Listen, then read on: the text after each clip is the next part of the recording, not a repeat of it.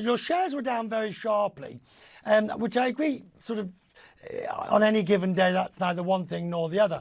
But it happens on a day when retail shares are very strong in the US. Why is this, do you think? Well, it's kind of weird. I get this question once in a while, and my typical answer is my job is to run the company as well as I can. And then, of course, the market will then decide how they value us.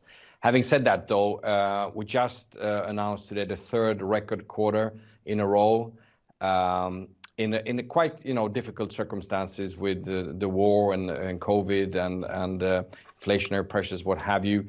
So on a personal note, probably not the greatest experience with the share price going that way. No. But the company is very healthy, and we're turning out, we're delivering on the numbers which we've said to the market we would deliver. So that's kind of what we see. But I think on this point, you must be encouraged today by what the numbers on retailing in the United States that we've seen from, say, Walmart and Home Depot and others, because it does suggest the US consumer is still strong. And with your lab-grown diamonds, you could do quite well. I would hope so. I mean, there's a lot of talk on how this inflation and of course there has been price rises across a number of categories in the recent past. But in fact, when we look into our metrics, we don't really see that.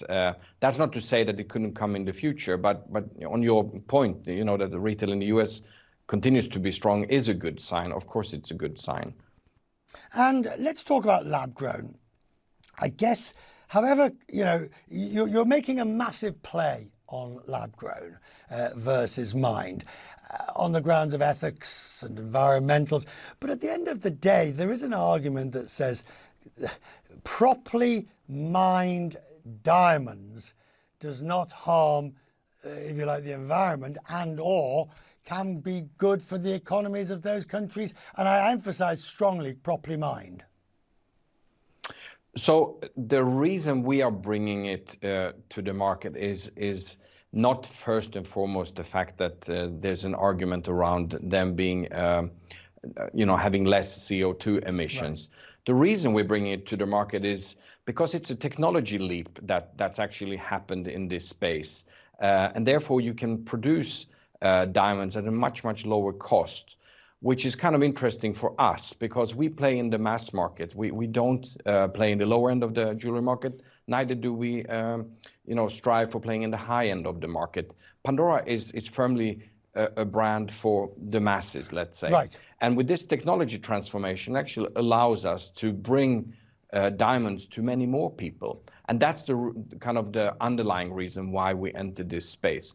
On top of that, of course, they come with a quite interesting sustainability profile. Mm-hmm. And what we focus on is the emission profile more than anything else, really. So let's just talk about this idea of being able, if you accept that one of the things about diamonds is scarcity, rarity, and value, and I see where you're going with your, you want to bring it to the masses.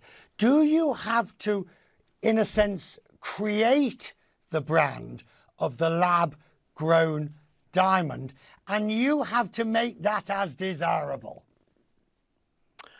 Let's take a step back. Let's say the birth of diamonds being popular was done by De Beers, when they coined this idea that diamonds are forever, which was kind of a manifestation of, typically a man getting on his knee and kind of explaining his eternal love. And that was kind of the way this category was created. And has been so for many years and is thriving and is working very well. Now, when you speak to younger generations, maybe then the beliefs of this eternal love are a little bit less than possibly our parents had. So there's some kind of undercurrent going on there. So we've kind of dug a little bit deeper on that idea.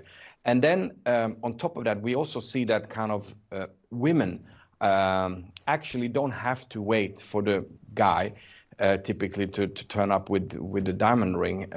With our proposition and the concept that we're building our brand proposition around is for women, they can purchase this themselves in order to manifest, great things in their life, successes that they want to kind of celebrate and such. So we're actually pegging us slightly differently from the traditional diamond market, and that's how we're trying to build the Pandora way of thinking about a diamond.